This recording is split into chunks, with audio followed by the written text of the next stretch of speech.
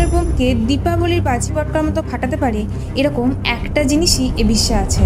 বিশ্বের সমস্ত নিউক্লিয়ার বোমগুলোকে একত্র করে যদি একটা জীবন্ত আগ্নেয়গিরির মধ্যে ফেলা হয় তাহলে কি হতে পারে? মোদিজি, ডোনাল্ড ট্রাম্প, পুতিন এরকম আরো অনেকে আছেন যারা চান বিশ্বে শান্তি বজায় থাকুক। তারা এই বিষয়টি একবার ভাবতে পারেন। ভারতের আন্দামান নিকোবর দ্বীপপুঞ্জের কাছে একটা অ্যাক্টিভ ভলকানো আছে এবং এই আগ্নেয়গিরির উষ্ণতা প্রায় 1300 ডিগ্রি সেলসিয়াস। এবার এরকম একটা জ্বলন্ত আগ্নেয়গিরির মধ্যে যদি নিউক্লিয়ার বোমগুলোকে ফেলা হয় তাহলে কি ঘটতে পারে একবার ভাবুন তো।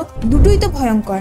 এখন এই দুটো জিনিসকে যদি একসাথে রাখা হয় তাহলে কি আরো বেশি ক্ষতিকারক কিছু হতে পারে? এরকম যদি কোনো কাজ করা হয়, মানে নিউক্লিয়ার বোমগুলোকে যদি কোনো অ্যাক্টিভ ভলকানোর মধ্যে ফেলা হয় তাহলে কিন্তু বোমগুলো গলে যাবে সঙ্গে সঙ্গে। কিন্তু যদি নিউক্লিয়ার বোমের উপরে এমন একটা প্রলেপ দেওয়া হয় যাতে ওই বোমটির উত্তাপ সহ্য করার ক্ষমতা আরো বেড়ে যায়, সেক্ষেত্রে কি হবে? সেক্ষেত্রে কিন্তু আগ্নেয়গিরি ওই বোমকে গলাতে পারবে না।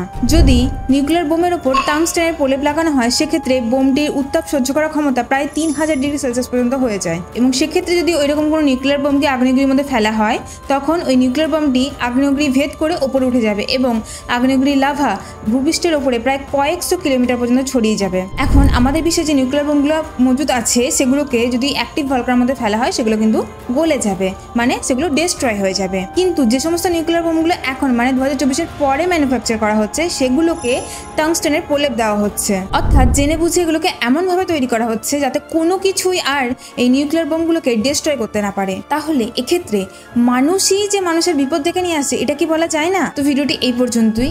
এই বিষয়ে আপনাদের মতামত অবশ্যই জানাবেন। Thank you.